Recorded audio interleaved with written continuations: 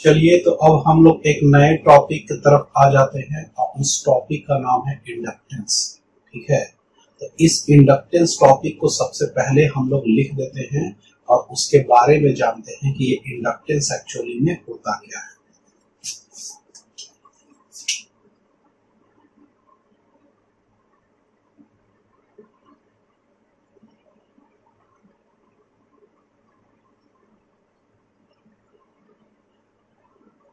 तो चलिए, तो इलेक्ट्रिक करंट जो कि कॉइल में आता है उसके पीछे कारण हो सकता है जो फ्लक्स का change.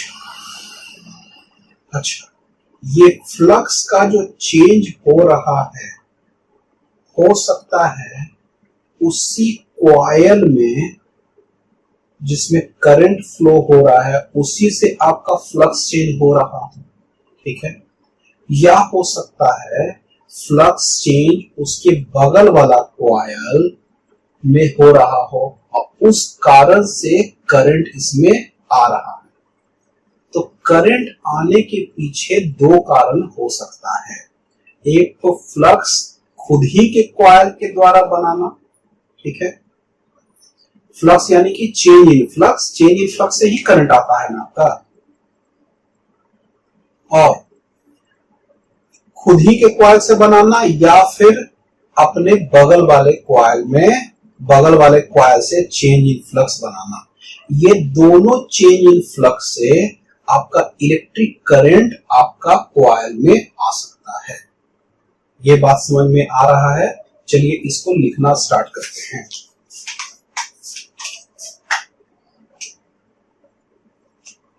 The electric current induced in the coil depends upon the change in flux produced by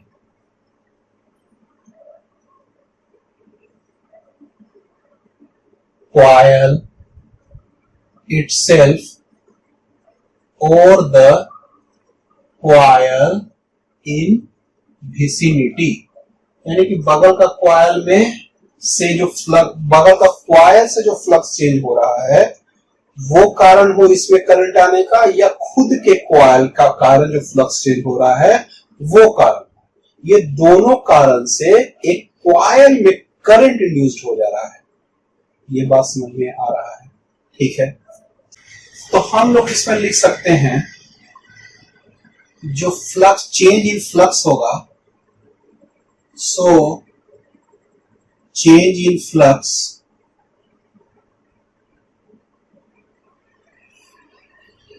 phi b is directly proportional to current I। ठीक है, ये करंट I के कारण जो फ्लक्स, करंट I जो आया वो फ्लक्स के चेंज के कारण आया। तो चेंज इन फ्लक्स को हम लोग क्या बोल रहे हैं? phi b बोल रहे हैं। If the dimensions of the coil, देखिए जिस कॉइल में करंट आ रहा है ना उसके डायमेंशन को आप चेंज नहीं करिएगा तो एक और रिलेशन आ रहा है। If the dimension of the coil is not changed then rate of change of flux is directly proportional to di by dt। ठीक है, ये रिलेशन आएगा। ठीक है, यहां तक आपको बात समझ में आ रहा है? जो करंट आ रहा है I वो फ्लक्स चेंज खुद के कॉइल द्वारा या दूसरा जो कॉइल विसिनिटी में है उस कॉइल के द्वारा प्रोड्यूस होने के कारण करंट आ सकता है। ये दोनों कारण बन सकता है और दोनों वाले केस में हमारा जो फ्लक्स चेंज होगा वो डायरेक्टली प्रोपोर्शनल टू I होगा। ठीक है, इसमें लिख देते हैं in both the case in both the case change in flux phi b is directly proportional to I। ठीक है, अच्छा अब डायमेंशन चेंज नहीं करेंगे तो ये रिलेशन मेरे पास आ रहा है। अब चलिए एक और कंडीशन है, if the coil have several turns, coil में क्या है, several turns है आपका, then a term called flux linkage is used and is given as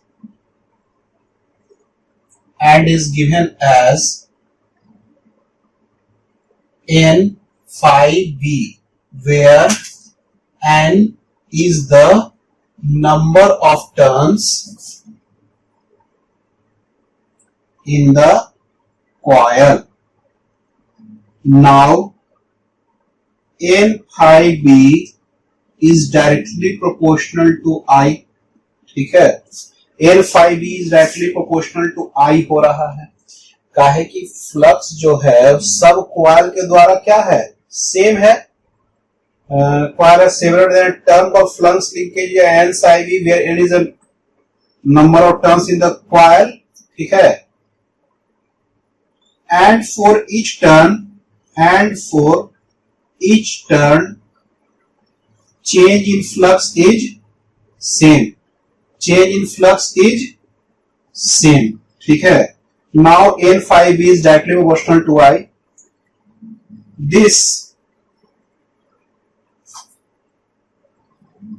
यहां पे लिखते हैं, here the proportionality constant is called as inductance। ठीक है, whose unit is given as Henry and represented as H। ठीक है, हेनरी हम लोग का इसका यूनिट होता है और इसको H से हम लोग रिप्रेजेंट कर देते हैं।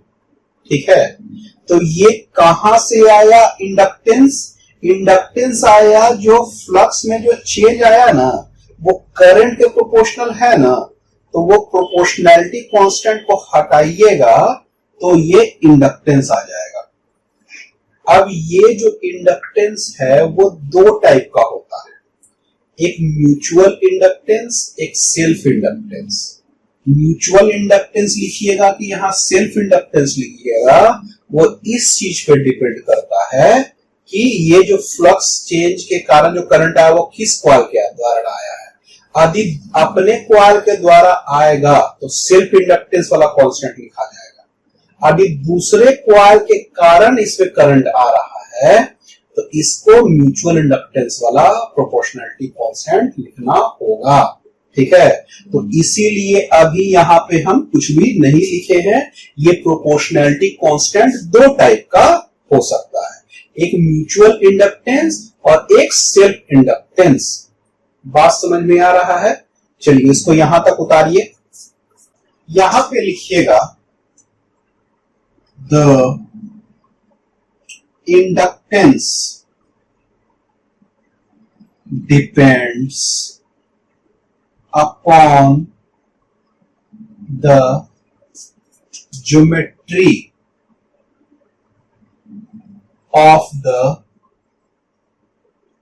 coil and the intrinsic property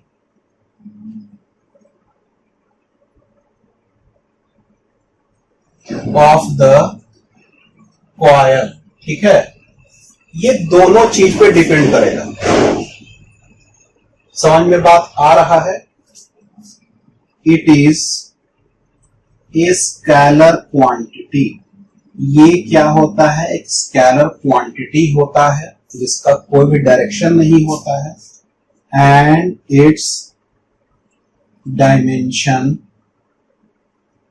formula is ml square t to the power -2 a to the power -2।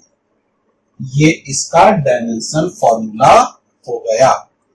अब फ्लक्स का जो होगा विच इज, देखिए फ्लक्स जो हुआ आपका, मतलब इंडक्टेंस जो आपका हुआ, यहां पे होगा प्रोपोर्शनलिटी कांस्टेंट हटाने के बाद, तो फ्लक्स से जब करंट को डिवाइड कर देंगे तो वो आपका क्या दे देगा?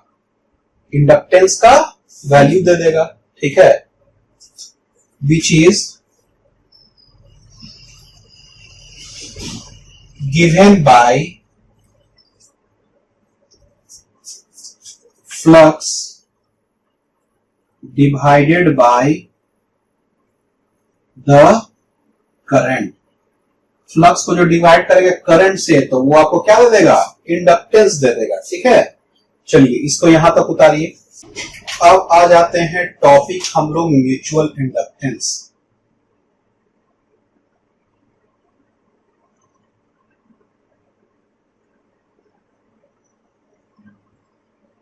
तो म्यूचुअल इंडक्टेंस क्या है?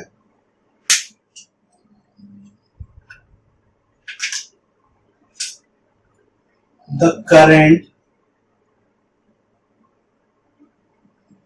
induced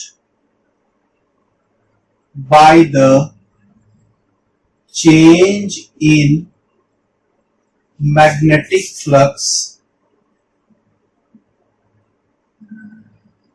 by the another coil in the vicinity is called as mutual inductance. वो म्यूचुअल इंडक्टेंस हो गया, ठीक है। चलिए तो इसमें हम लोग सबसे पहले क्या करते हैं, एक फिगर बना लेते हैं, ठीक है।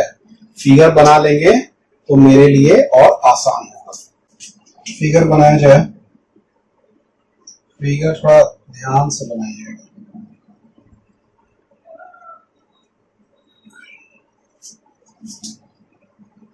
अंदर भी कॉइल है,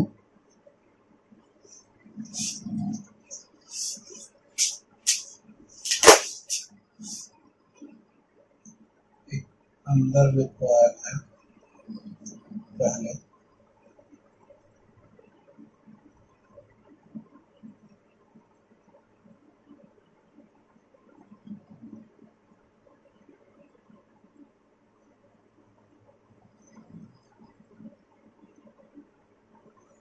फिर एक बाहर में,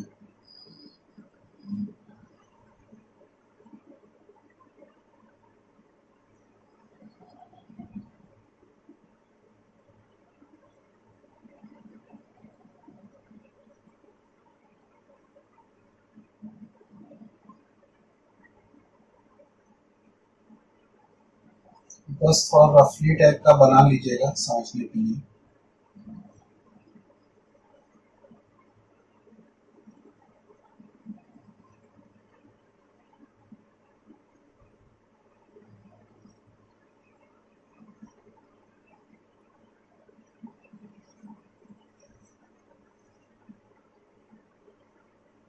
समझ में आ रहा होगा, एक बड़ा कॉइल है, एक छोटा कॉइल। इसका रेडियस R1 और बड़ा वाला का रेडियस R2। इसमें नंबर ऑफ टर्न्स जो है N1, लेंथ दोनों का L, इसका turns, number of turns N2 हो गया। इसको कॉइल को हम नाम दे देते हैं, कुछ नाम दूसरे बन से दे देंगे, रेडियस R1 और इसका रेडियस R2 हो गया, ठीक है। चलिए इसको हम लोग लिख देते हैं, थोड़ा सा इसको गोल बनाइएगा, ठीक है। चलिए इसको लिख रहे हैं हम।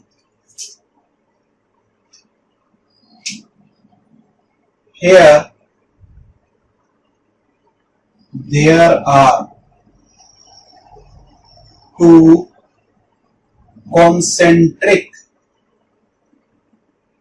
coils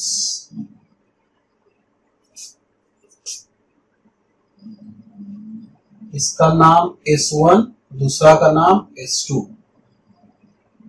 with inner coil S1 and outer coil S2, ठीक है। इनर कॉइल S1 हो गया और आउटर कॉइल क्या हो गया आपका S2 हो गया।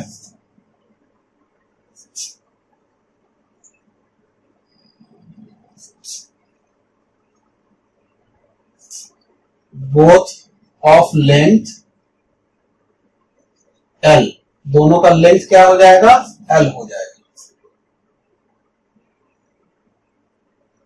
The inner radius of coil S1 and S2 is R1 and R2 respectively, ठीक है।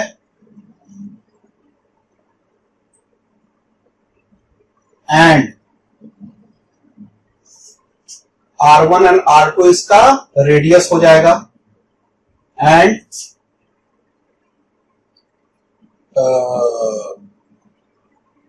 N1 and N2 be the total number of turns of coil S1 and S2, ठीक है।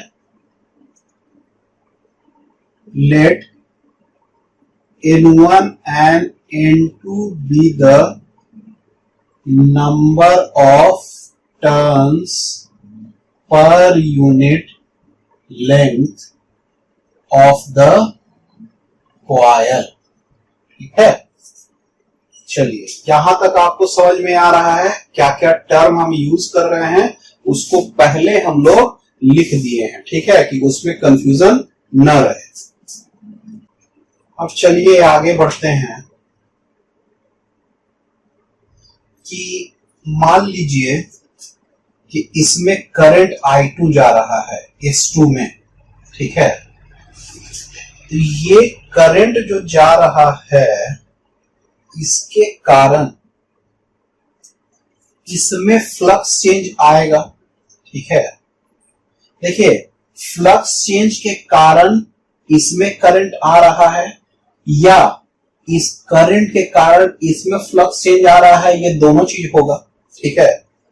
तो ये दोनों चीज होता है, एक फ्लक्स चेंज के कारण दूसरे में करंट आ रहा है, ठीक है, या एक में क्या हो रहा है आपका फ्लक्स चेंज हो रहा है दूसरे के करंट से, ये कहना सेम ही बात हुआ, ठीक है। तो इसीलिए अभी मान लेते हैं कि ये करंट I2 जाएगा ये S2 कॉइल से, ठीक है।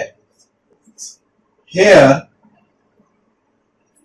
let current I2 is flowing through coil S2, ठीक है। This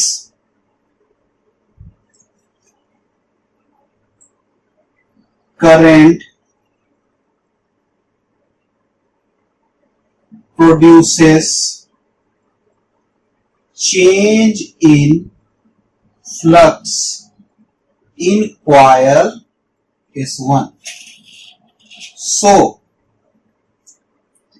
N1 phi1 जो फ्लक्स चेंज अंदर वाले कॉइल में हुआ is equal to M12 mutual inductance in coil 1 due to 2 into I2। ठीक है, हम बताएं कि एक के करंट के कारण दूसरे में फ्लक्स चेंज आ रहा है, या एक कॉइल के फ्लक्स चेंज के कारण दूसरे में करंट आ रहा है, बात सेम हुआ। इसीलिए हम लोग लिखे हैं जो फ्लक्स चेंज जो अंदर वाले कॉइल में आया वो बाहर वाले करंट के कारण आ रहा है, तो इसीलिए ये म्यूचुअल इंडक्टेंस हो गया। हम लोग ये रिलेशन लिख चुके हैं, N1∅1 directly proportional to current. Here M12 is equal to क्या हुआ, mutual inductance in coil 1 due to 2। ठीक है, ये बात समझ में आ रहा है, म्यूचुअल इंडक्टेंस आया इन कॉइल 1 ड्यू टू 2। चलिए, magnetic field due to coil S2 is B is equal to mu naught, क्या होता है, म्यू एन आई, और एन क्या होता है, number of turns per unit length. तो ये बाहर वाले करंट के कारण magnetic field to coil S2 carrying current I2 is B is equal to mu not N number of turns per unit length. तो इसका बाहर वाला का number of turns per unit length N2 into I, यानी कि इसका current कितना है, I2 करंट है बाहर वाले में, so mu naught into I2 where N2 is equal to number of turns per unit length. ठीक है, number of turns per unit length किसका हो जाएगा, ऑफ कॉइल S2। ठीक है, और I2 क्या हो जाएगा, करंट इन कॉइल S2। ठीक है, तो ये मैग्नेटिक फील्ड बनाएगा अंदर साइड में। ठीक है, कौन बना रहा है, बाहर वाला कॉइल। ये बाहर वाला कॉइल क्या बना रहा है, मैग्नेटिक फील्ड अंदर साइड में म्यू नॉट N2 I2 बना रहा है। ठीक है, तो फ्लक्स का जो वैल्यू हो जाएगा, flux associated with coil S1 will be क्या हो जाएगा, एरिया इनटू मैग्नेटिक फील्ड। ठीक है, एरिया क्या हो गया आपका, पाई R1 स्क्वायर, अब मैग्नेटिक फील्ड क्या हो गया, म्यू नॉट N2 I2। ठीक है, समझ में बात आ रहा है। ये बाहर वाले करंट I2 के कारण जो मैग्नेटिक फ्लक्स अंदर वाले में बन रहा है कॉइल में, उसको लिखे हैं। ठीक है, तो ये फ्लक्स लिखा गया, इसको यहां तक उतारिए, इसको मिटाते हैं, फिर आगे लिखते हैं।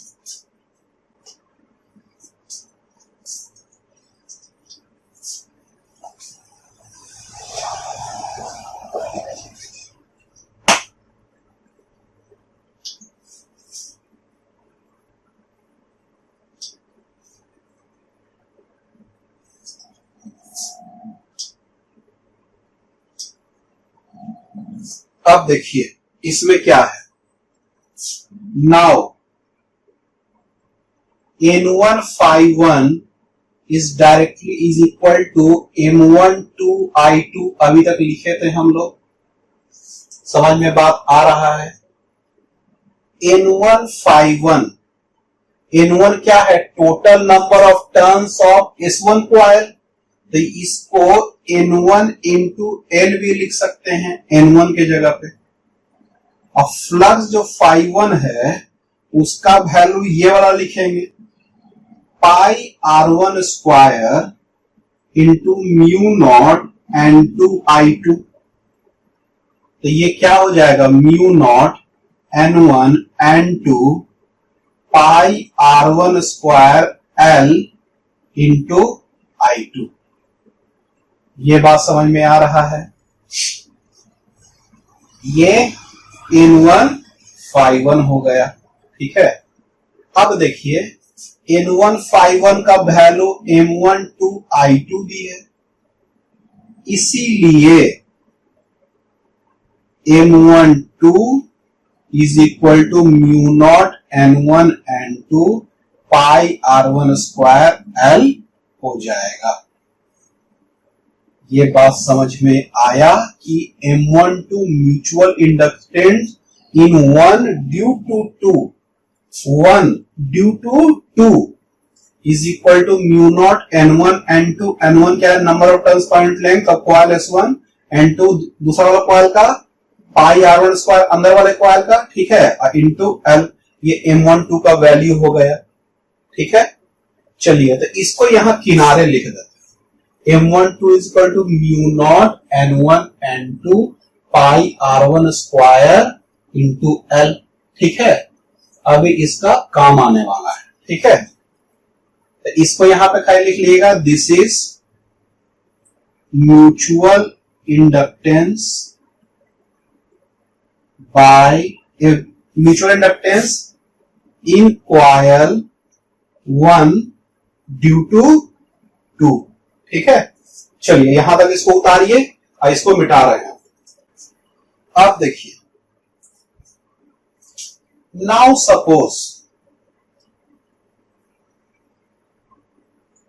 There is a current in coil बोल रहे हैं, सोलेनॉइड हो गया, इन सोलेनॉइड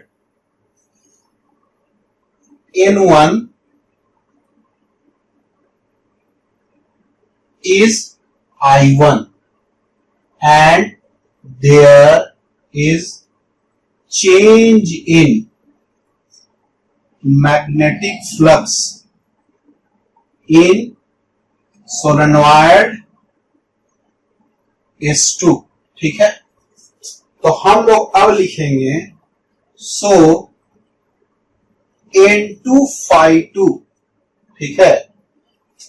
क्या हो गया, ये change in flux in solenoid S2 is equal to क्या हो जाएगा, mutual inductance in 2 due to 1 by current I1।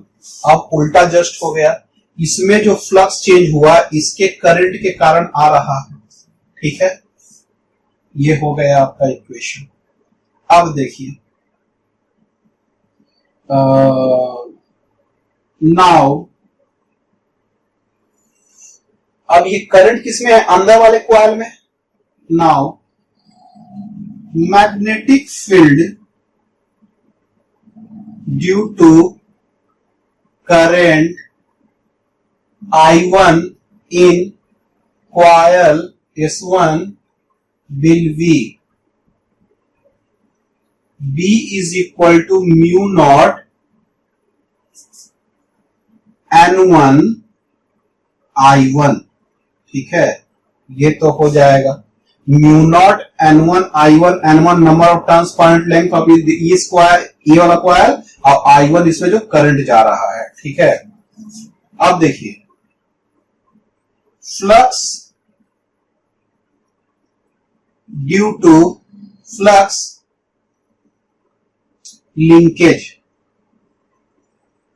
In coil S2 due to this magnetic field will be phi2 is equal to, देखिए अब इस current के कारण जो magnetic field बना है उसको तो लिख लिए हम लोग।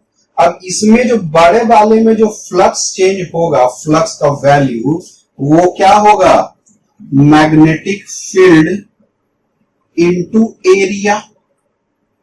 अब देखिए इसके कारण बड़े वाले कॉइल में, इसके कारण बड़े वाले कॉइल में फ्लक्स, इसके अंदर वाले करंट I1 के कारण बड़े वाले में जो फ्लक्स क्या होगा वो निकालना है। अब देखिए मैग्नेटिक फील्ड का जो वैल्यू है वो तो लिख देंगे हम लोग म्यू नॉट N1 I1, और एरिया जो है हम बड़ा वाला एरिया नहीं लेंगे, ताकि फ्लक्स में जो आपका एरिया है जहां पे आपका फ्लक्स बनेगा वो तो इसी एरिया में बनेगा, पूरा बड़ा वाला एरिया में तो फ्लक्स आपका नहीं बनेगा। जहां से मैग्नेटिक फील्ड पास कर रहा है वही वाले एरिया में आपका फ्लक्स बनने वाला है। तो फ्लक्स बनने वाला है सिर्फ इसी एरिया में, तो एरिया जो आपका हो जाएगा वो पाई r1 स्क्वायर ही हो जाएगा। यहां पे एरिया φ2 का पाई r2 स्क्वायर नहीं होगा, पाई r1 स्क्वायर हो जाएगा। ठीक है, तो अब हम लोग लिख सकते हैं now N2 φ2 is equal to, N2 की जगह पे क्या लिख सकते हैं N2 इंटू L, अब φ2 की जगह पे म्यू नॉट N1 I1 पाई R1 स्क्वायर, ये क्या हो जाएगा mu not N1 N2 pi R1 square है L इंटू I1। ठीक है, समझ में आ रहा है यहां तक बात। अब देखिए ये जो फ्लक्स का वैल्यू है वो क्या है M21 I1 है। सो M21 का जो वैल्यू आ गया mu not N1 N2 pi R1 square into L। ठीक है, M21 का वैल्यू कितना आया mu naught N1 N2 pi R1 square into L। दोनों वैल्यू सेम है क्या, दोनों वैल्यू सेम आ रहा है, यानी कि जो फ्लक्स जो होगा मतलब जो म्यूचुअल इंडक्टेंस का जो वैल्यू होगा एक कॉइल के द्वारा दूसरे कॉइल में वो दोनों वैल्यू सेम होगा। ठीक है, फ्लक्स का जो ये जो आपका क्या कहते हैं म्यूचुअल इंडक्टेंस का वैल्यू सेम होता है। ठीक है, तो ये एक बहुत ही इंपॉर्टेंट रिलेशन मेरे पास आया है। चलिए पहले इसको मिटा देते हैं, अब इसके बारे में कुछ लिखना स्टार्ट करेंगे हम लोग। चलिए, तो ये जो रिलेशन आया है, so we have the relation which states that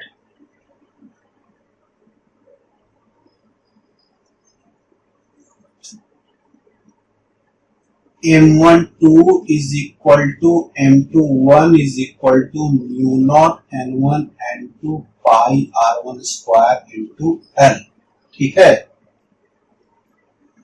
this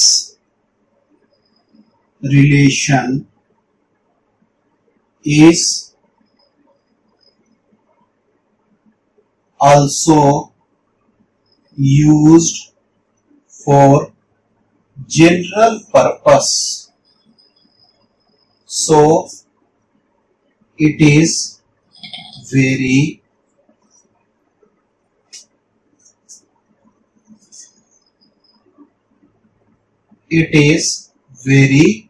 useful for us। देखिए यहां पे तो बड़ा आसान था, L1 L2 लेंथ का दोनों ले लिए कॉइल, वहां से एक के दूसरे का जो म्यूचुअल इंडक्टेंस का वैल्यू निकाले वो दोनों सेम रहेगा। इसका सबसे ज्यादा जरूरत ये रिलेशन का M12 is equal to M21 का जरूरत पड़ता है जब ये चीज निकालना थोड़ा कॉम्प्लेक्स हो जाए। हो सकता है अंदर वाला कॉइल छोटा हो और बड़ा वाला जो बाहर वाला कॉइल लंबा हो, वहां पे कैसे निकालिएगा, तो वहां पे क्या होगा आपके लिए चीज कॉम्प्लेक्स हो जाएगा निकालना, तो वहां पे ये relation M12 is equal to M21 बहुत काम आता है। ठीक है, तो चलिए इसमें हम लोग लिखते हैं 2-3 line. Suppose in a condition where inner solenoid is of finite length is well inserted inside solenoid S2, ठीक है।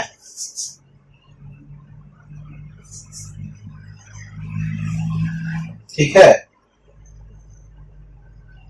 where inner solenoid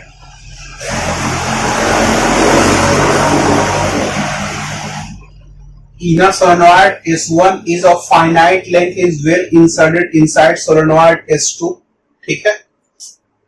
So then in this case it would be easy for us to calculate the value of M1 due to 2, but ये क्या हुआ, it would be calculate the value of M1 to mutual inductance in coil S1 due to S2, but it is difficult to be calculate M21, ठीक है। M21 क्यों difficult है? Mutual inductance in 2 due to 1, क्योंकि ये अंदर में finite length का है, छोटा लेंथ का है ये, तो छोटा लेंथ का है, तो इस पूरे में आपका इस बड़ा वाला कॉइल में जो मैग्नेटिक फ्लक्स का जो वैल्यू है अलग अलग होगा हर जगह, ठीक है। तो वहां पे जो आप निकालिएगा म्यूचुअल इंडक्टेंस वो अलग अलग वैल्यू के कारण अलग अलग होगा, ठीक है। तो वहां पे कॉम्प्लेक्स हो जाएगा, ठीक है। तो वहां पे म्यूचुअल इंडक्टेंस 2 ड्यू टू 1 बहुत ही मुश्किल हो जाएगा। Mutual inductance in coil S2 due to S1, ठीक है। So the condition M12 is equal to M21 will be very helpful here। मतलब जिधर से आसान है एक तो निकाल लीजिए, दूसरा उसके बराबर हो जाएगा, तो इसलिए हमारा ये रिलेशन बहुत ही काम का है, ठीक है। चलिए एक रिलेशन, एक चीज और लिखना है इसमें, एक line, here in the given condition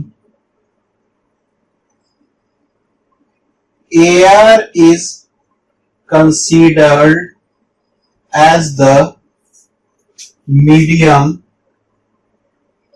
in which the coil is kept, ठीक है। Suppose the medium of relative permeability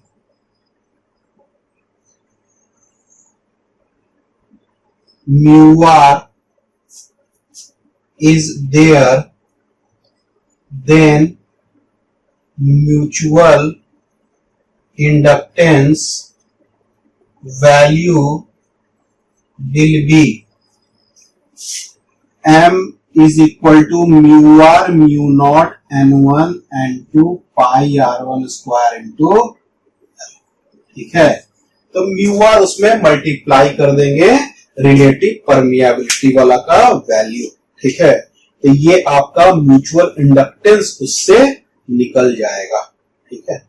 चलिए इसको यहां तक उतारिए, थोड़ा सा इसमें और बचा हुआ है, उसको लिखा दिया जाए। एक तो हम लोग एक्सपेरिमेंट पढ़े थे, उस एक्सपेरिमेंट में हम लोग देखे थे, तीसरा नंबर एक्सपेरिमेंट, उसमें देखा गया था एक छोटा सा कॉइल में करंट चेंज कर रहे थे, उसके कारण से बड़े वाले कॉइल में आपका क्या आ रहा था, इंड्यूस्ड करंट आ रहा था, ठीक है। मतलब दूसरे वाले कॉइल में जब हम क्या कर रहे थे, करंट चेंज कर रहे थे, तो बड़ा वाला जो कॉइल है उसमें क्या हो रहा था, करंट आ रहा था, यानी कि चेंज इन मैग्नेटिक फ्लक्स हो रहा था। ठीक है, चलिए तो उसका एग्जांपल लेते हैं। In the experiment where current is induced in the coil due to adjacent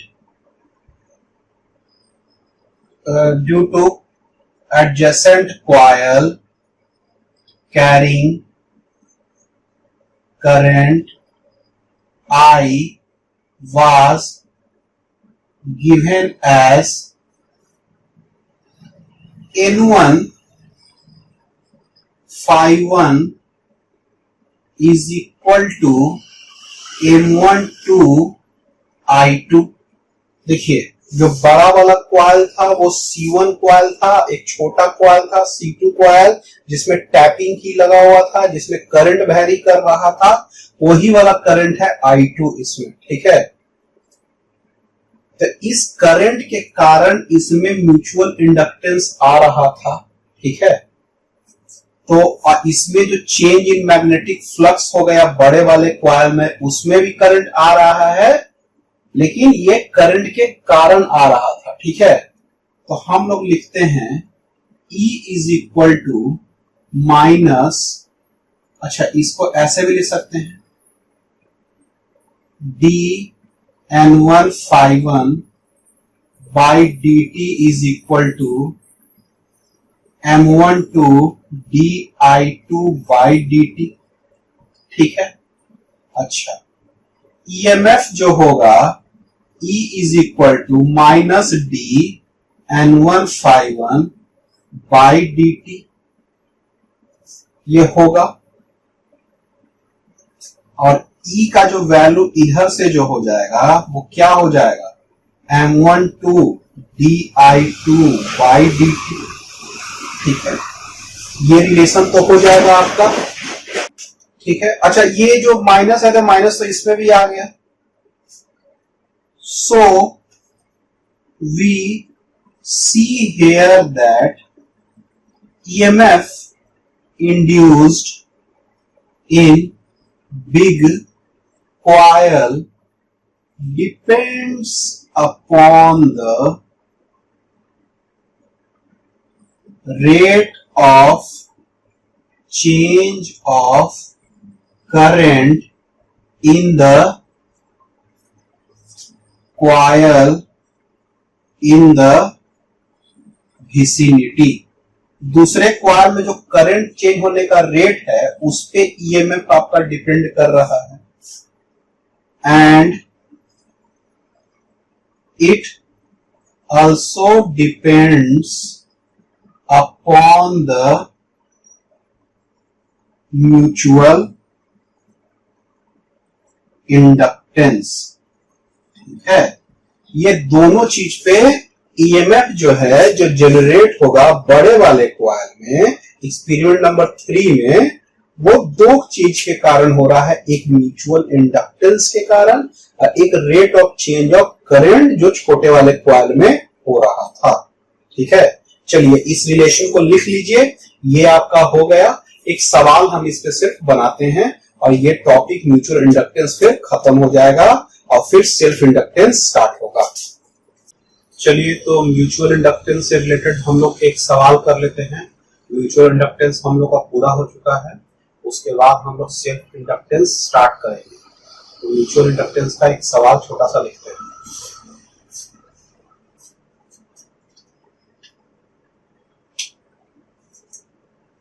Two concentric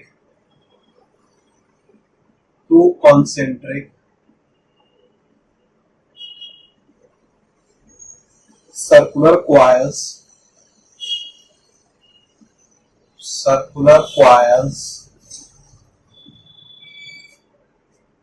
one of small radius r1, one of small radius R1 and the other of large radius R2 and other of large radius R2 such that R1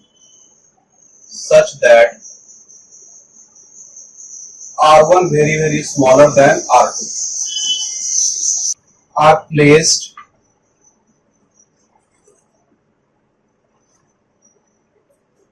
coaxially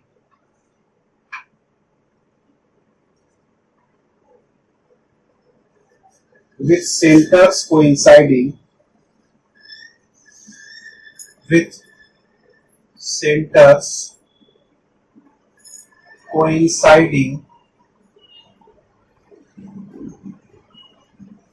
full stop. Obtain the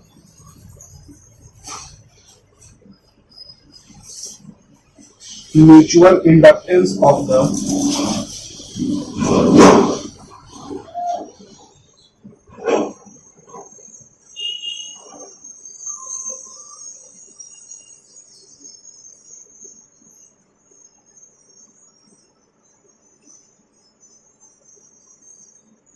arrangement.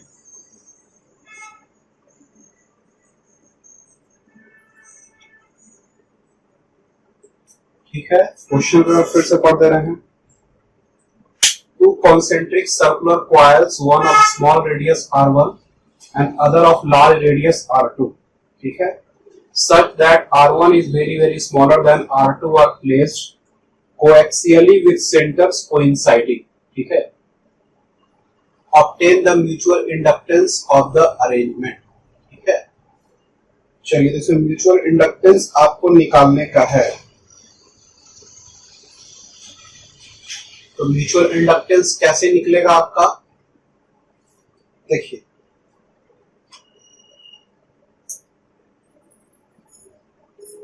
सबसे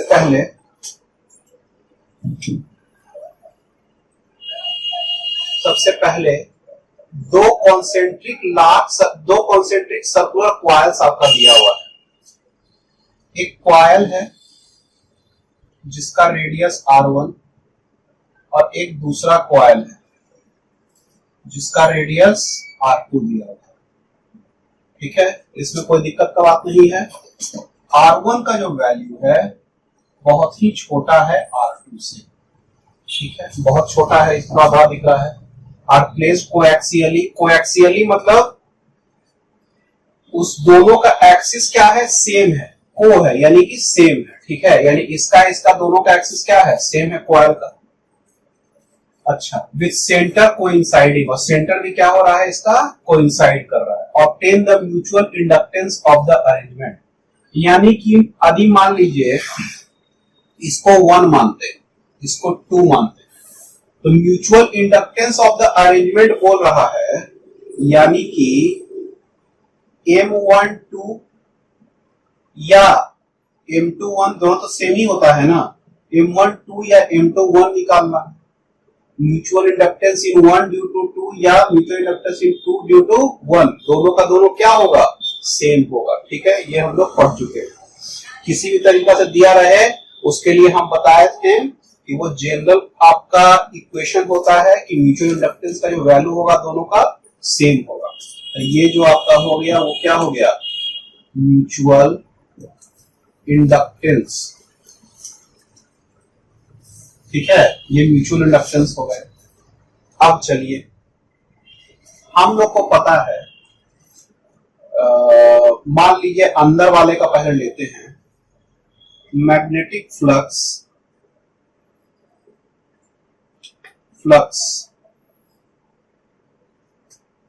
of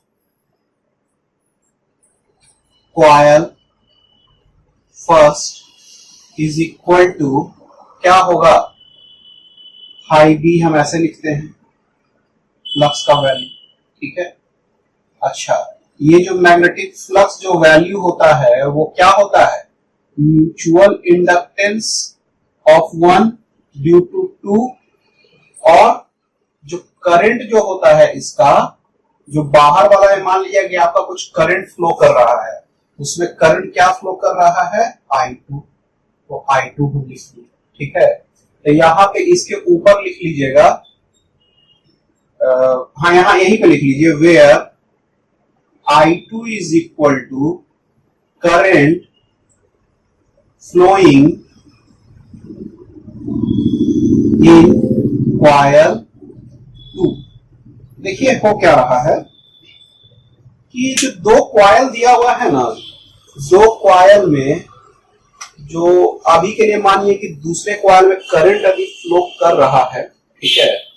तो जो current flow करेगा तो वो magnetic flux का change लाएगा अंदर वाले कॉइल में, मैग्नेटिक फ्लक्स का चेंज लाएगा, और मैग्नेटिक फ्लक्स का चेंज लाएगा तो ईएमएफ जनरेट होगा अंदर वाले कॉइल में, और यही म्यूचुअल इंडक्टेंस होता है।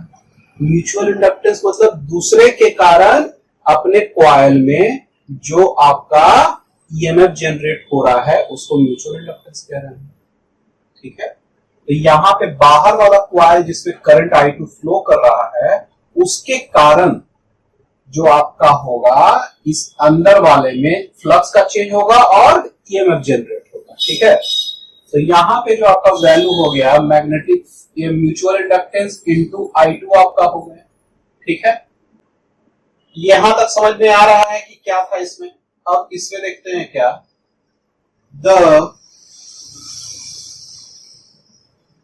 देखिए हमको अब निकालने का क्या है, इस वैल्यू को निकालने का है।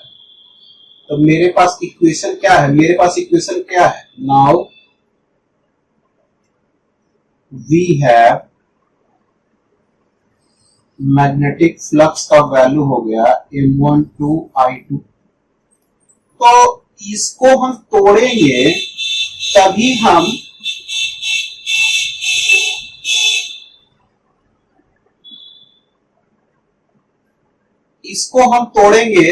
हम इस म्यूचुअल इंडक्टेंस का वैल्यू हम कैलकुलेट कर पाएंगे, ठीक है। इसका वैल्यू भी I2 के टर्म में रहना चाहिए कि I2 निकल जाएगा, तो बाकी जो वैल्यू बचेगा वो म्यूचुअल इंडक्टेंस के बराबर होगा, और म्यूचुअल इंडक्टेंस का वैल्यू हम निकाल देंगे इस तरह से। म्यूचुअल इंडक्टेंस का वैल्यू निकालने का एक तरीका ये हो गया, ठीक है। और भी तरीका हो सकता है, लेकिन अभी के लिए ये समझ में आ रहा है कि ये वाला जो वैल्यू है मैग्नेटिक फ्लक्स का, उसको हम लोग किस फॉर्म में ले आते हैं, कुछ मल्टीप्लाइड इनटू I2, मतलब ऐसा चीज है जिसमें I2 हो मल्टीप्लाइड।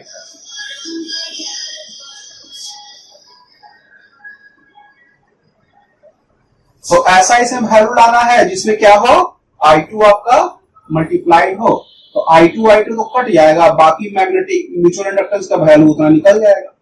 अब मैग्नेटिक फ्लक्स को तोड़ने का बात यहाँ पे आ रहा है, ठीक है। ये कंक्लूजन में यहां तक आ चुके हैं हम लोग। तो मैग्नेटिक फ्लक्स का जो वैल्यू होता है, ये मैग्नेटिक फ्लक्स क्या हो रहा है, बाहर वाले कॉइल के कारण जो अंदर वाले में जो मैग्नेटिक फ्लक्स चेंज हो रहा है वही ना निकाल रहे हैं, बाहर वाले कॉइल के कारण, 2 नंबर कॉइल का के कारण जिसमें करंट फ्लो कर रहा है, वो क्या कर रहा है, मैग्नेटिक फ्लक्स का चेंज ला रहा है, किसमें, अंदर वाले कॉइल में, ठीक है। तो जो बाहर वाला जो कॉइल है उसमें जो है, अच्छा वो जो बाहर वाला कॉइल है, now the magnetic field due to coil 2 at the center हो रहा है, inside the coil will be, क्या होता है, B by, क्या होगा, B is equal to mu not I, इसको नीचे लिख देते, B is equal to mu not I by 2A, where I is equal to current, और A क्या होता था, रेडियस होता था। तो यहां पे जो B का वैल्यू हो जाएगा म्यू नॉट I के जगह पे I2 करंट फ्लो कर रहा है, लिख दिए 2, और रेडियस के जगह पे R2 लिख देंगे, तो ये मैग्नेटिक फील्ड हो गया बाहर वाले कॉइल के कारण अंदर साइड। ठीक है, अब देखिए ये मैग्नेटिक फील्ड निकल गया। अब हम लोग लिखते हैं मैग्नेटिक फ्लक्स। मैग्नेटिक फ्लक्स का जो वैल्यू होगा वो क्या होगा, magnetic field into area. Magnetic field mu naught I2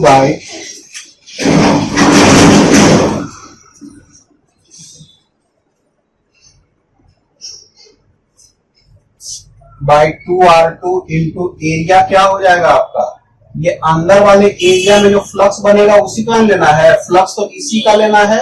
इसके कारण जो बन रहा है फ्लक्स अंदर वाले में, तो इसके कारण जो फ्लक्स अंदर वाले में बनेगा वो इसका एरिया ही पे बन सकता है, पाई R1 स्क्वायर। समझ में बात आ रहा है, ये मैग्नेटिक फ्लक्स φB का वैल्यू हो गया। यही मैग्नेटिक फ्लक्स φB की जगह पे लिख देना है, इसको लिखते हैं। तो हम लोग इसको मिटाते हैं,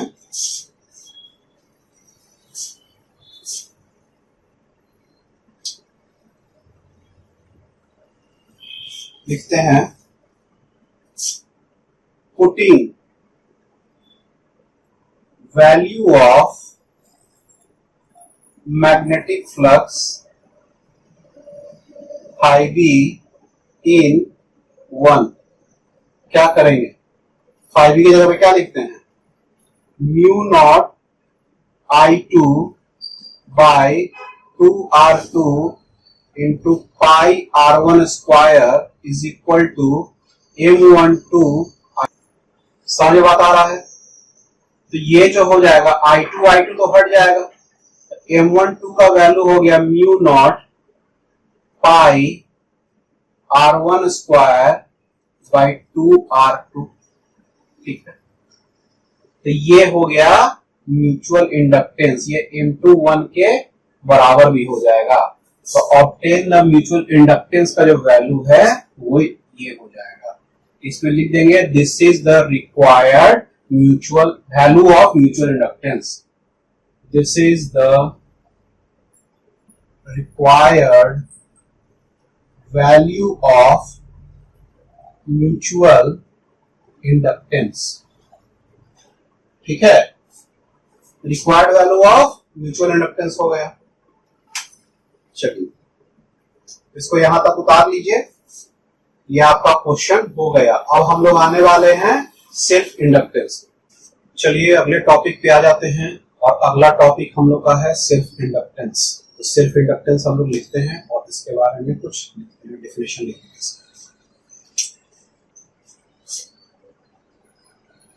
सेल्फ इंडक्टेंस,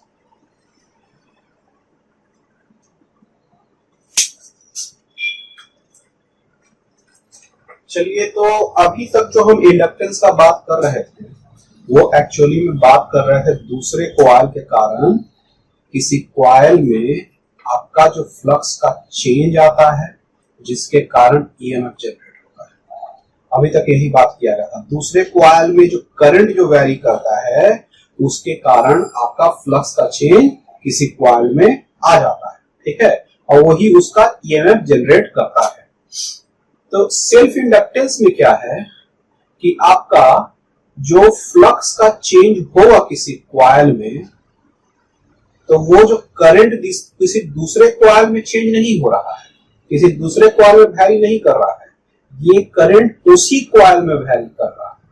यानी कि जिस कॉइल में इंडक्टेंस निकाल रहे हैं उसी का करंट आपको क्या कर रहा है कि फ्लक्स का चेंज उसी कॉइल में कर दे रहा है, और इसके कारण उसमें ईएमएफ जनरेट हो रहा है। ठीक है, इसको हम लोग कभी कभी बैक ईएमएफ भी कहते हैं। बैक ईएमएफ क्यों कहते हैं, इसका पूरा प्रूफ के साथ, पूरा हम लोग इसका डेरिवेशन के साथ समझेंगे हम लोग, लेकिन अभी के लिए बस इतना समझिए, इसको हम लोग बैक ईएमएफ के नाम से भी जानते हैं। ठीक है, बैक ईएमएफ का काम क्या है कि करंट फुल नहीं जाने देगा, ठीक है, अभी किसी सर्किट किसी बैटरी से कनेक्टेड कर दिया जाएगा तो जो मैक्सिमम जो करंट जा सकता है वो तुरंत उसमें करंट नहीं जाएगा, क्योंकि इसमें बैक ईएमएफ का प्रॉपर्टी है।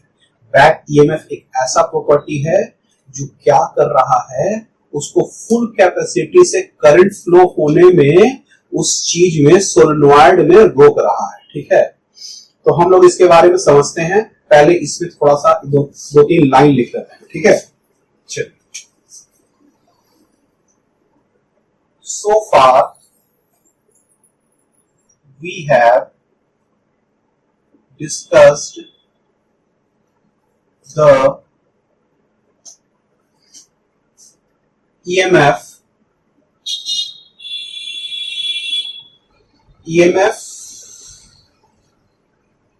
induced in a coil due to flux change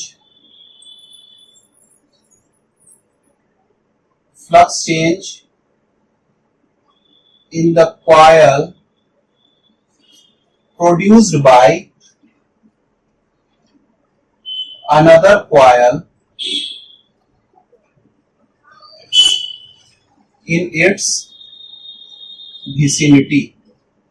ठीक है, मतलब किसी बगल में जो कॉइल है उसके कारण जो फ्लक्स चेंज कॉइल में आ रहा है, जिसके कारण ईएमएफ जनरेट हो रहा है उसी कॉइल में, अभी तक उसके बारे में पढ़े थे, और जिसको हम लोग म्यूचुअल इंडक्टेंस के नाम से भी जानते थे, नोन एज म्यूचुअल इंडक्टेंस।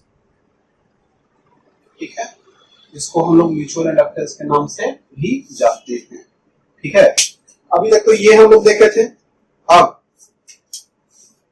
क्या देखने वाले हैं भाई? Now we will see the EMF induced in the coil due to flux change in the, यहाँ पे सेम कॉइल लीजिए, कंफ्यूजन ना रहे, in the same coil due to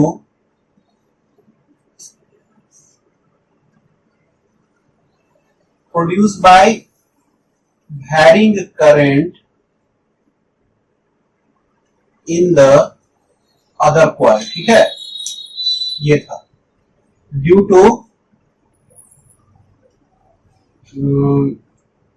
varying current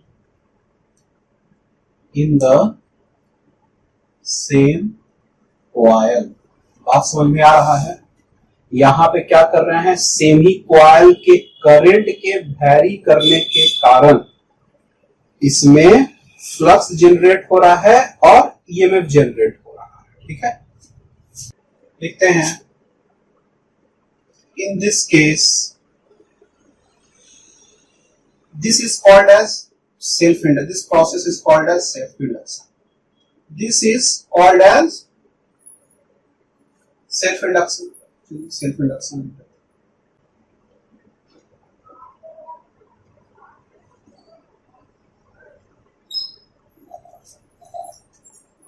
इसको क्या कहेंगे हम लोग? सेल्फ इंडक्टेंस कहेंगे। चलिए इसमें लिखते हैं, the flux linkage of coil of n turns due to the current in the coil is written as n phi b is directly proportional to I। ठीक है, so n phi b, ठीक है, is equal to n i। ठीक है, where L is the, L को क्या कहेंगे हम लोग, सेल्फ इंडक्टेंस या कोएफिशिएंट ऑफ सेल्फ इंडक्शन। वहां पे भी लिख दीजिएगा, कोफिशिएंट ऑफ म्यूचुअल इंडक्टेंस भी कहते हैं इसको, ठीक है। ये कोफिशिएंट ऑफ सेल्फ इंडक्शन और वो इंडक्टेंस, हम बार बार इंडक्टेंस इसको लिखेंगे, कोफिशिएंट ऑफ सेल्फ इंडक्टेंस कहते हैं और उसको म्यूचुअल इंडक्टेंस कहते हैं, ठीक है। Coefficient of mutual inductance, coefficient of self induction, ठीक है। तो आप लोग वहां पर भी लिख दीजिएगा, कोफिशिएंट ऑफ उसको म्यूचुअल इंडक्टेंस कहते हैं, ठीक है, मतलब म्यूचुअल इंडक्शन कहते हैं। तो वहां पर जहां पे हम लोग म्यूचुअल इंडक्शन लिखे हैं तो वहां पे म्यूचुअल इंडक्टेंस लिखे हैं तो उसको लिख दीजिए, तो वहां पर उसको कोफिशिएंट ऑफ म्यूचुअल इंडक्शन भी कहते हैं, ठीक है। तो उसको वहां पर लिख दीजिएगा। चलिए अब हम लोग इसके आगे आते हैं, इसमें लिखते हैं when the current is varied, current को जब वैरी करते हैं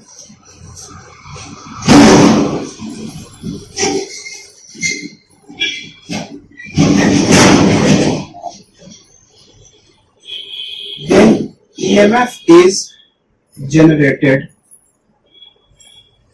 and is written as E is equal to minus n phi d n phi b by dt, ठीक है, या minus d l I by dt, यानी कि minus l d I by dt। तो ये भी हो गया, ठीक है, या इसको ऐसे ही बाहर यहां पे निकाल दीजिए, तो इसको क्या कहेंगे, E is equal to minus N D phi B by D T या minus L D I by D T. ये दोनों आपका इक्वेशन हो गया, ठीक है। ये जब करंट जब वैरी करेगा टाइम के रेस्पेक्ट में, जब उसको हम लोग लिख देंगे, ईएमएफ जो जनरेट होगा वो नेगेटिव होगा। नेगेटिव तो हम लोग हमेशा लिखते ही हैं। नेगेटिव का मतलब क्या है, लेंस लॉ के आधार पर इसका जो करंट जो बनता है वो हमेशा क्या बनता है, अपोजिट पर बनता है। वो क्या करता है, चेंज ऑफ फ्लक्स को हमेशा अपोज करना चाहता है, तो इस डायरेक्शन में करंट ही बनता है कि वो फ्लक्स के चेंज को अपोज कर पाए, ठीक है। इसीलिए माइनस तो साइन होता ही है हर जगह, ठीक है। चलिए इसको यहां तक उतारिए। यहां पे हम लोग लिखते हैं the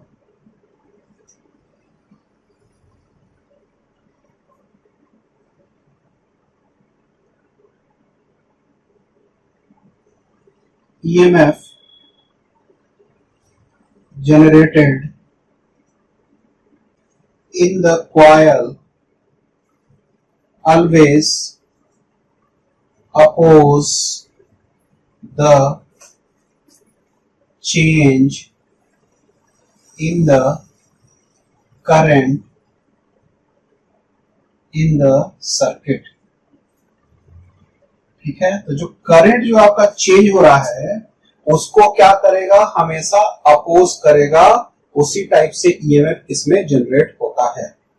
this is according to the Lenz law, ठीक है। ये लेंस लॉ के आधार ही पर है। तो इसमें एक दो लाइन हम और लिखते हैं, ठीक है। इसको मुकाबला मिटा दिया जाए इसको पहले।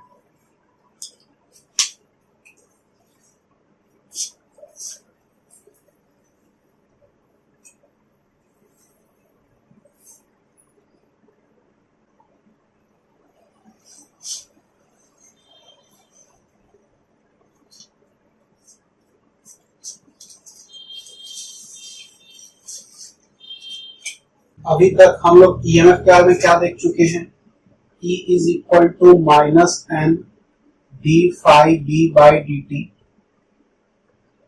और माइनस एल di/dt। ठीक है, तो ये ईएमएफ आया, इसका मतलब करंट आया, और वो करंट कौन सा करंट आया? इंड्यूस्ड करंट आया। तो इसमें हम लिखते हैं the direction of induced current will be opposite to the direction of original current if current is increasing।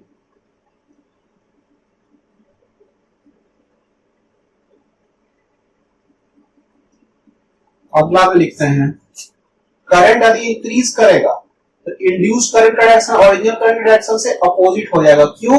ताकि करंट के इंक्रीज को क्या करना चाहेगा? वो कम करना चाहेगा। The direction of induced current will be along the direction of original current, direction of original current के अलोंग हो जाएगा। कौन? Induced current. कब?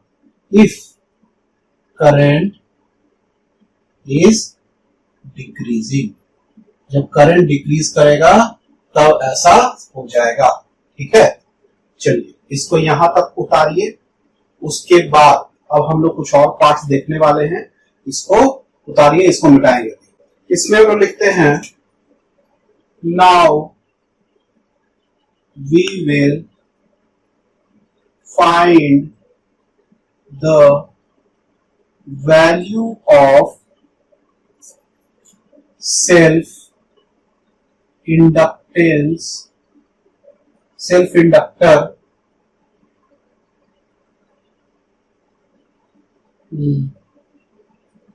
of a solenoid। ठीक है, तो इसमें हम लोग लिखते हैं the solenoid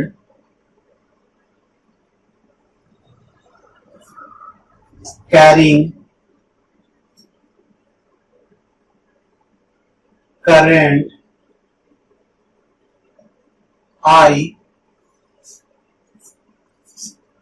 number of turns per unit length L,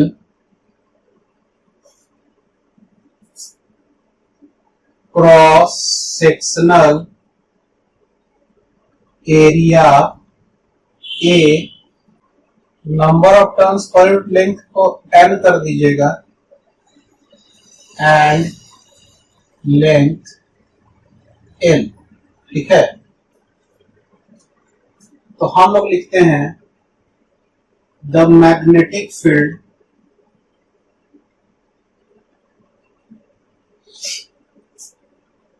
due to solenoid will be B is equal to mu not N आई।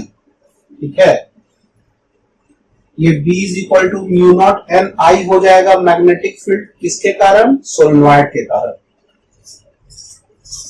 चलिए हमारे पास है we have magnetic flux of n turns as n हाई d। ये n क्या हो गया? Number of turns into magnetic flux. ये क्या हो गया? नंबर ऑफ टर्न्स, और मैग्नेटिक फ्लक्स क्या हो गया? Magnetic field into area. Number of turns को एन एल लिख सकते हैं, number of turns per unit length into L. Magnetic field के जगह पे म्यू नॉट एन आई, और एरिया के जगह पे हम लोग क्या लिख सकते हैं? ए या पाई आर स्क्वायर भी लिख सकते हैं इसको। ये जो हो गया mu not N square I L I, इसको ऐसे लिखते हैं N square L A into I, ऐसा लिख सकते हैं। ये एन फाई बी का वैल्यू हो गया, ठीक है, ये मैग्नेटिक फ्लक्स का वैल्यू हो गया। Also we know that magnetic flux N phi B is equal to L I, ये तो पता ही है हमको। So mu not N square L A I is equal to L I, I I cut गया, तो एल का value क्या हो गया mu not N square A L, ये क्या हो गया सेल्फ इंडक्टेंस का वैल्यू हो गया, ठीक है। चलिए, if the solenoid is placed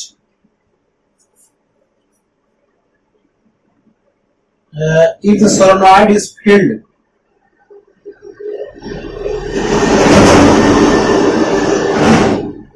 with material of relative permeability mu r, then value of self inductance L is equal to mu r mu naught n square a l, ठीक है, ये हो जाएगा। अब हम लोग लिखते हैं, इसमें एक चीज खाली लिख दीजिए, this is the required value of self inductance, ठीक है, ये required value of self inductance हो गया। अच्छा, ये जो एल है यहां पे इसको ऐसे भी लिख सकते हैं mu not N square, area की जगह पाई आर स्क्वायर एल भी लिख सकते हैं, ये भी हो जाएगा। इसको यहाँ पे ये भी लिख सकते हैं, और इसको भी ऐसे करके लिख दीजिए mu R mu not N square pi R square L, ठीक है, इसको ऐसा कर दीजिए, ठीक है। This is the required value of self inductance.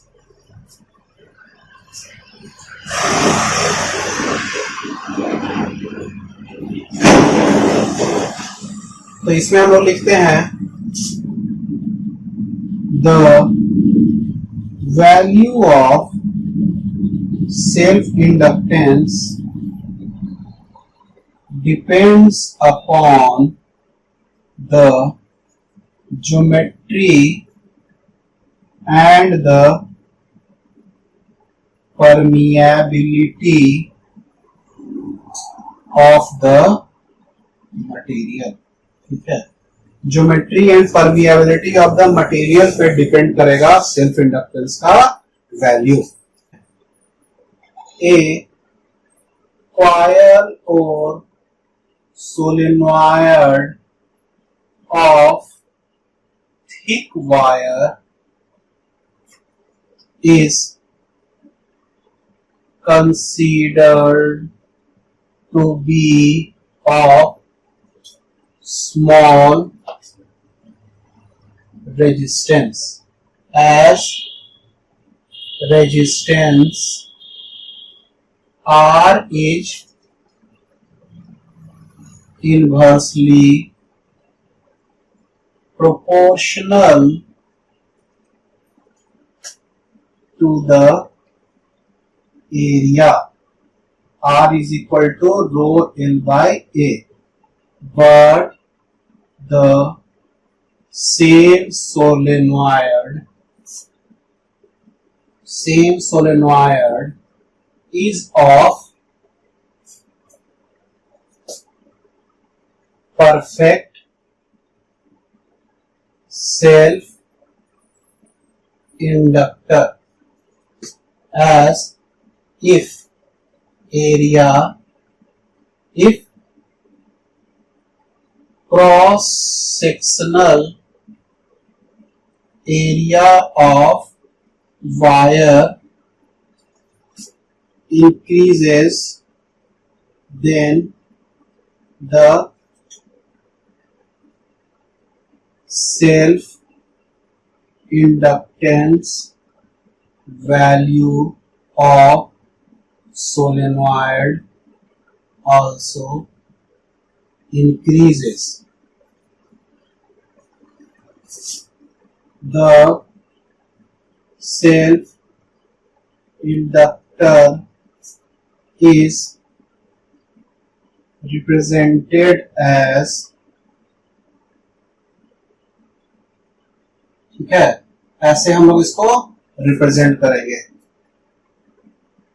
The unit of self inductance is same as mutual inductance, that is Henry H. ठीक है, Henry H होता है also called as Weber per ampere और वोल्ट सेकंड पर एम्पेयर भी लिखते हैं.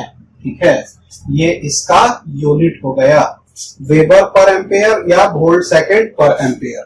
इसमें हम लोग लिखते हैं the self induced EMF is also called as back EMF. ठीक है, इसमें लिखते हैं it plays the role of inertia in mechanics. Inertia of mechanics. So it plays the role of inertia of mechanics.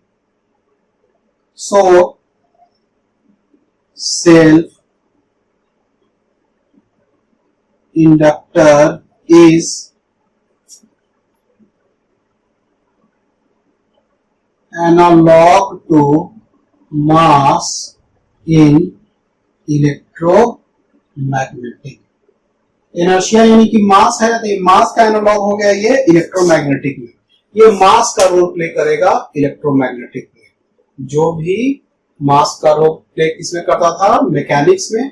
तो ये जो आपका सेल्फ इंडक्टेंस है इलेक्ट्रोमैग्नेटिक्स में मास का रोल प्ले करने वाला है, ये सेल्फ इंडक्टेंस करने वाला है. ठीक है, चलिए, तो ये एक्चुअली में करता क्या है कि करंट का जो चेंज हो रहा है ना उसको अपोज करेगा. ठीक है, इनर्शिया में क्या करता था कि किसी भी चीज के स्पीड को घटा सकता है. ठीक है, किसी चीज का ज्यादा मास बढ़ जाएगा तो स्पीड को घटा देगा.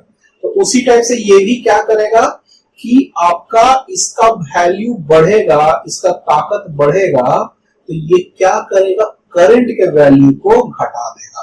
ठीक है, चलिए इसके बारे में लिखेंगे, इसको पहले मिटा देते हैं. एक क्वेश्चन लिख लेते हैं हम लोग इससे related.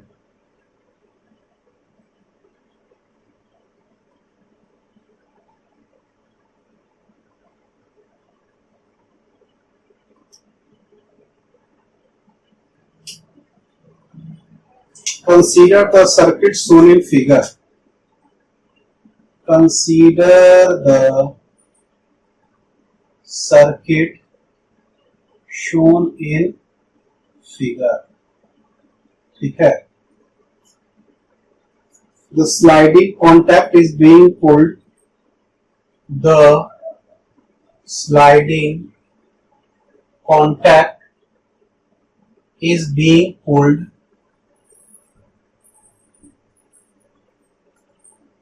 towards right so that the towards right so that the resistance in the circuit is increasing. Resistance in the circuit is increasing.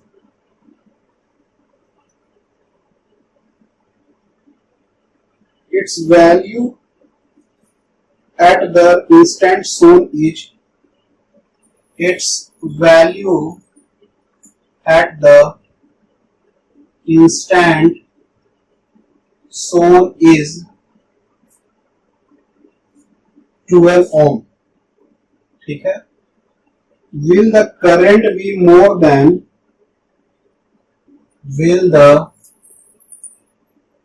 current be more than 0.5 ampere or less than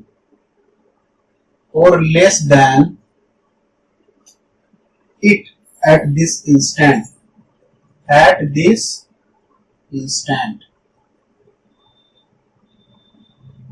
ठीक है. Figure बना लेते हैं एक तो.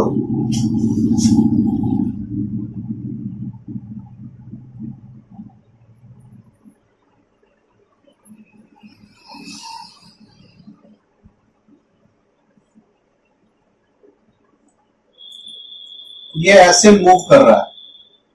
ठीक है. ये 20 मिली हेनरी है और ये 6 वोल्ट है.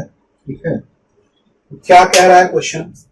Consider the circuit shown in figure. The sliding contact is being pulled towards right so that the resistance in the circuit is increasing. Sliding contact क्या है? इधर साइड में बढ़ रहा है. अगर रियोस्टेट है ये, तो ये रियोस्टेट में क्या होता है? वैरिंग रेजिस्टेंस होता है. इसमें रेजिस्टेंस का वैल्यू हम लोग घटा बढ़ा सकते हैं. तो जितना ज्यादा हम इधर करेंगे तो उतना ज्यादा रजिस्टर इस सर्किट में आ जाएगा. रेजिस्टेंस का वैल्यू बढ़ता जाएगा इसका.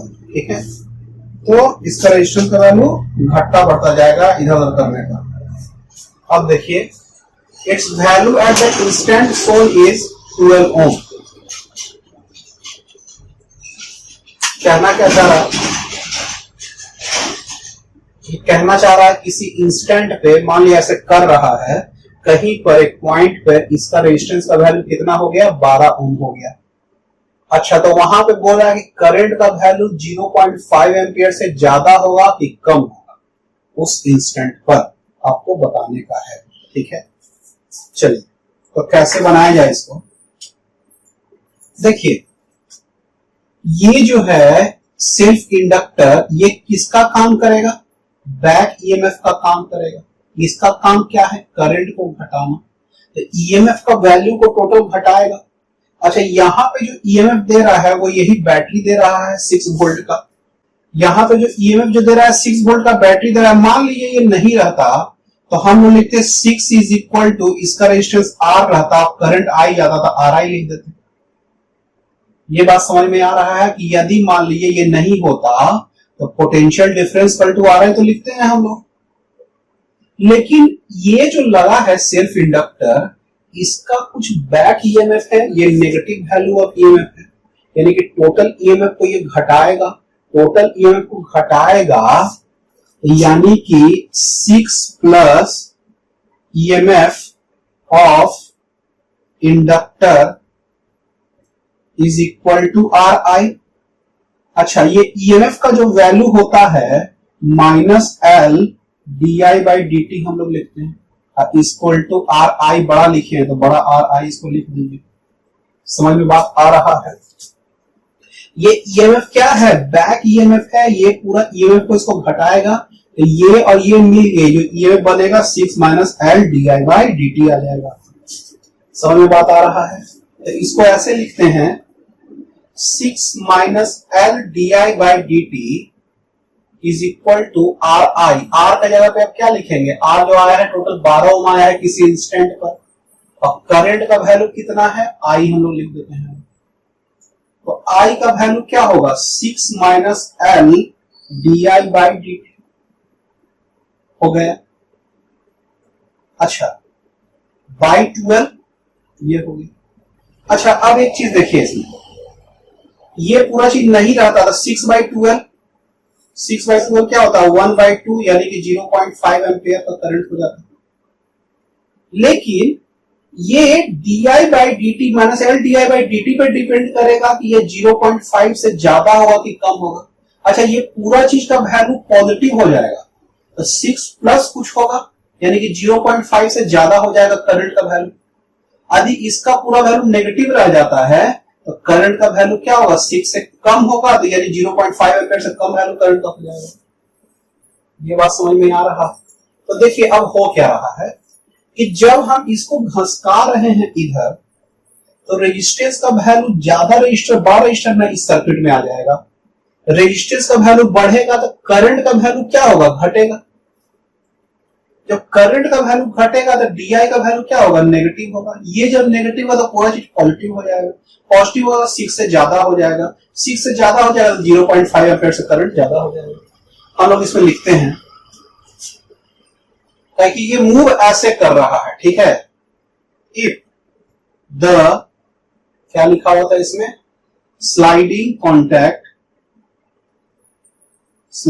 Contact moves right, then value of resistance in the circuit